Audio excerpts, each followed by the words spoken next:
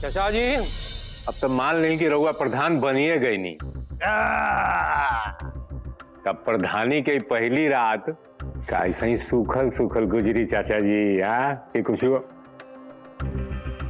इंतजाम कैले बानी कि वो हम ही मंगवाई। ना ना ना ना भूटान, नाचना भी होई और संगे गाना भी होई।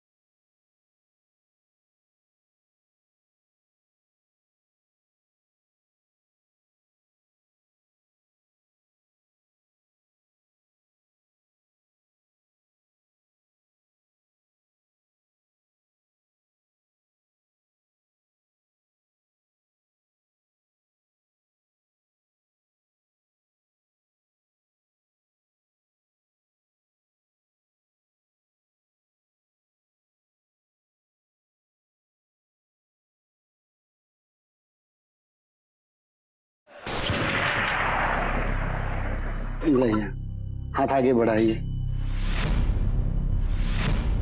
एक मिनट पंडित जी।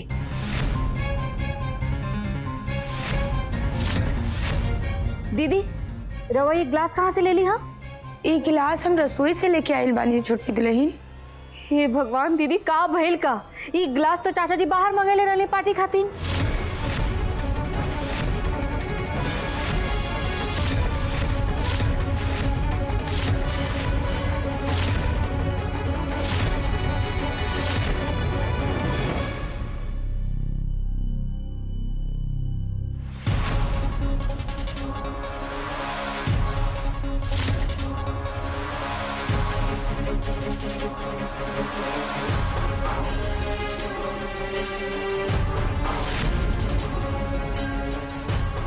अरे हमरे के धुधला धुधला लौकता कि ता लोग सब करा के धुधला लौकता।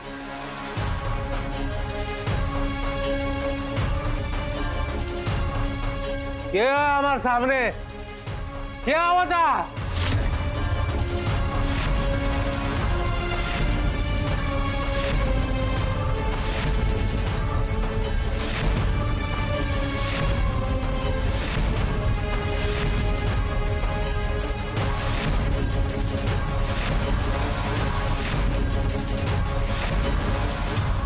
ये बहरी वाला गिलास एजा घर में कैसे आ गई?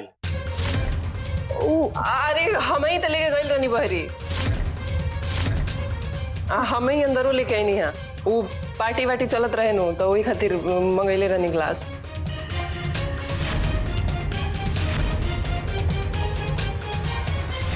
यही जब पूजा होत बा वहाँ पार्टी तो अनर्थ होगी।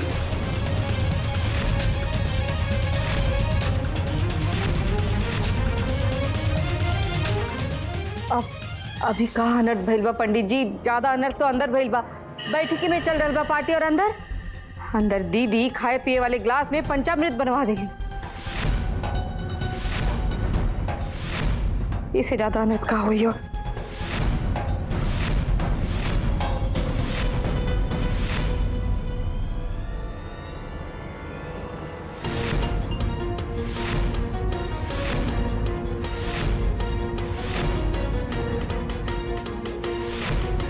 हम आरती दीदी से मिले आइल बनी, उनकरा के बतावे आइल बनी कि उनकरा का करे के चाहिए।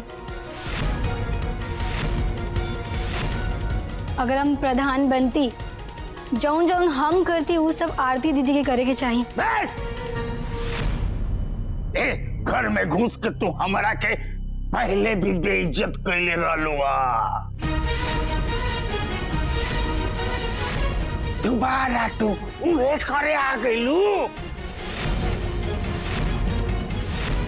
अगर तू फूकन के भावा ना रहतू ना तारा के। अरे चाचा ये कुछ हमार भाव ना, हमार भाव समझ के करा के मत छोड़ी। कब के हमने क्या करा के घर से बाहर निकाल दे बनी जा। भैया जी हम राउर बहुत इज्जत करत रहनी, लेकिन जौन रवा करनी है शर्म आवे के चाहिए रउआ के। हमरा के ना बता रहा है कि ग्लास में और रिमझिम तो हमरा के काहे ना बतौले कि ग्लास। हाँ हमारा के कुछ मत कहीं, रुआ बहुत जल्दी में रनी है। हम तो बोले ही अला रनी है, टप से उठा के चल देनी है। हम का करें? इतना नीच हरकत कैला के बाद भी एजा सबके बता रहल बनी। यहां से तू निकल जा, निकल जा ना तो बहुत अनर्थ हो जाए। शक्ति धक्का मार के अगर घर से बाहर निकला। अरे रुकी रुकी रुकी रुआ लोग रुकी, हमके बात कर दी ना, रुकी। देखिए अंजलि जी, मैटर का बाई हमके नहीं पता, लेकिन हमरा अपना समझ में आवा था कि ए बखत और यहाँ रुकना ठीक नहीं है। हमार बिनती बाप ए बखत रुआ एजा से चली जाए, बात मानिए हमार रुआ।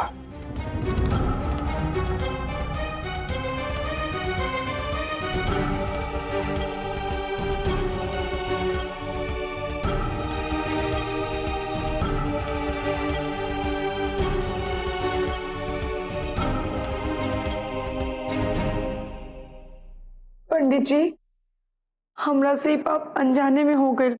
ये गलती के प्रायश्चित पूरा परिवार के करे के पड़े, चाहे जैसे आप लोग करा।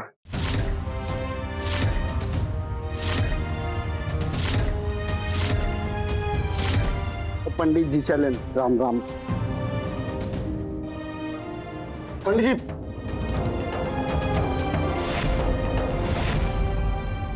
हे देवी मैया, काहे हमरा से बार बार ऐसी गलती करवा देत बानी।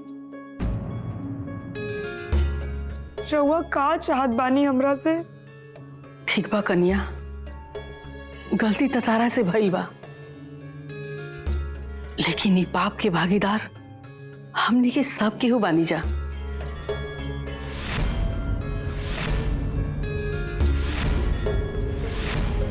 और ई दोष पूरा परिवार पे लागल बा।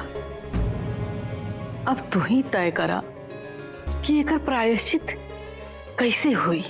बड़की अम्मा जी, काली हमने के घर के सब सदस्य के प्रायश्चित करे खातिर उपवास रखे के चाहिए, और वो निर्जला उपवास।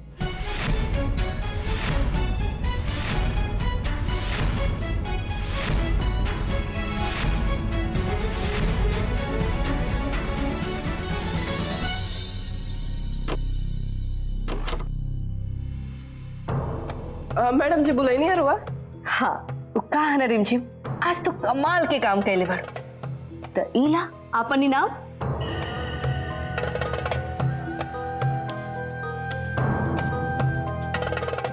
अच्छा सुना, वो जौन बेड पे कागज कलम रखल बानो तनी उठावा था। अच्छा तो तू 5वीं पास पढ़ नो तो हम जॉन जॉन कहा तनी लिखा। लेकिन लिखे के का बा? नई की प्रधान के बेइज्जती के नया दस्तावेज लिखे के बा का बुझा कहलू।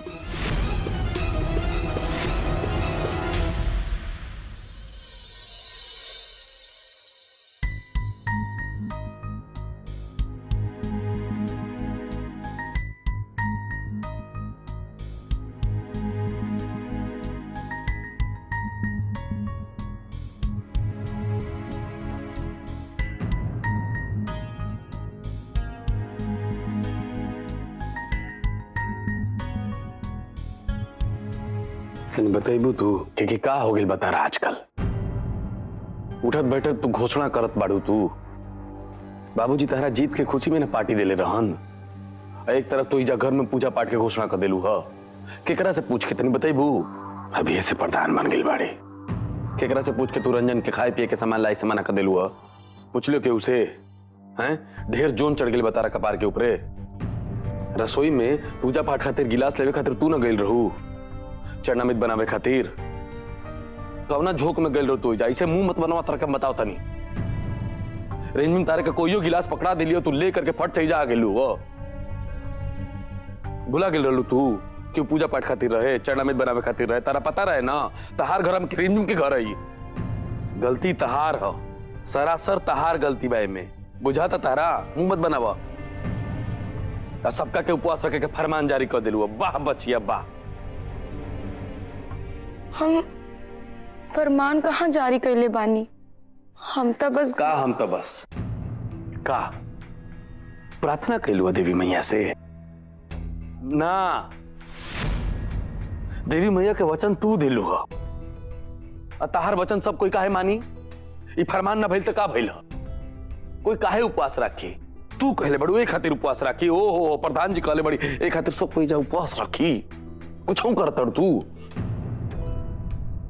ये सब घर के हित में बपियो के पापा का हित में बा।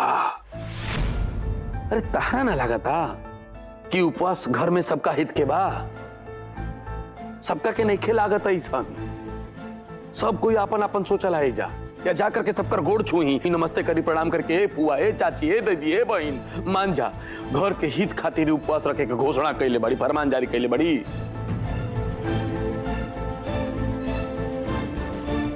अच्छा सुनी ना रउआ बाबूजी के बता दे और बाबूजी सबके बता दिहन और फिर उनकर बात केहू न टाली सब केहू उपवास रखे खातिर तैयार हो जाई हैं।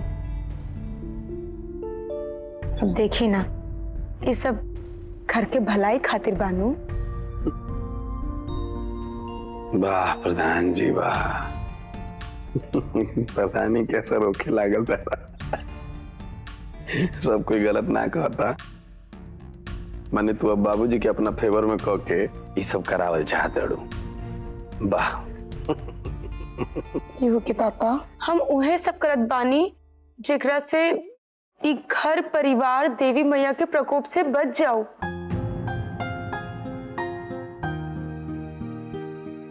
बताई ना रउआ ई घर परिवार के भलाई खातिर करब नू सब।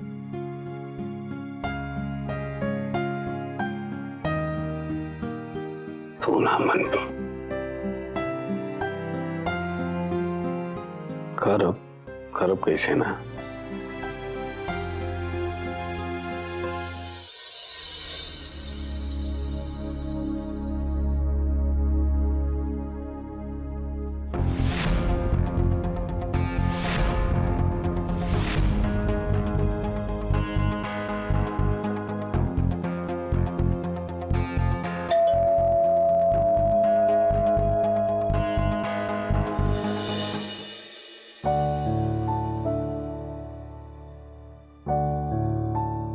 बाबू जल्दी जल्दी खा पी ला अभी बहुत काम करे का बानू।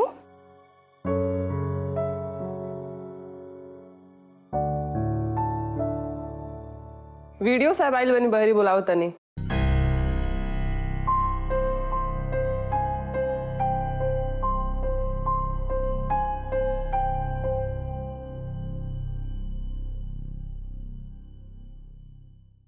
सुनी ना, अरे का हो गए? देखी बाहर बीडू साहब आयल बानी, पता नहीं का करे के बा। उठी ना। अरे हाँ भाई उठा तनी, वीडियो साहब ना आइल बड़न, यमराज ना आ गिलन घर में, घबराते डोते ना। देखी ना, ए जमर कान के बाली गिर गइल बा। आटी। हे भगवान, कान के बालियों गिर जाता है इनकर चलत फिरत।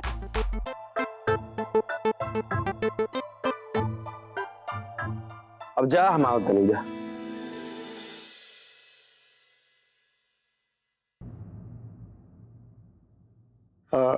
हाकिम जी, हम 5 लोगन के भी सर्टिफिकेट बना देले बानी। बाकी आरती तिवारी के शपथ लेला के बाद वो उप प्रधान के शपथ दिला दी और बाकी सब पद के खातिर हम उनके मर्जी से सबके मनोनीत करें। रिमझिम, हाई हा तुहार सर्टिफिकेट। अरे वीडियो साहब, अरे पहले प्रधान के प्रमाण पत्र तो दी, शपथ दिला के। पहले प्रधान पद के अधिकारी तो हो जास कन्या,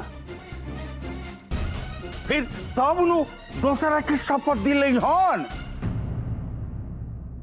ठीक बा, हम आरती तिवारी के प्रधान पद के शपथ दिलावत बानी। वीडियो साहब, हम का कहते नहीं कि हमार पहले करा दी ना, हम शपथ लेवे की तैयारी करके आइल बनी। उप प्रधान के शपथ प्रधान आरती तिवारी दी हुई, हम खाली प्रधान पद के खातिर शपथ दिया। जी तो शुरू कर जाओ।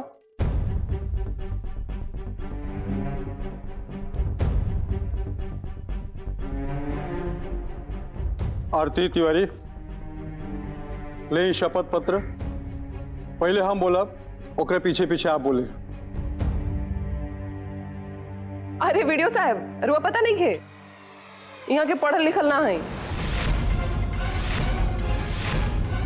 जब भी पढ़ल लिखल है नहीं की तो शपथ पत्र में देख के का बोली हम।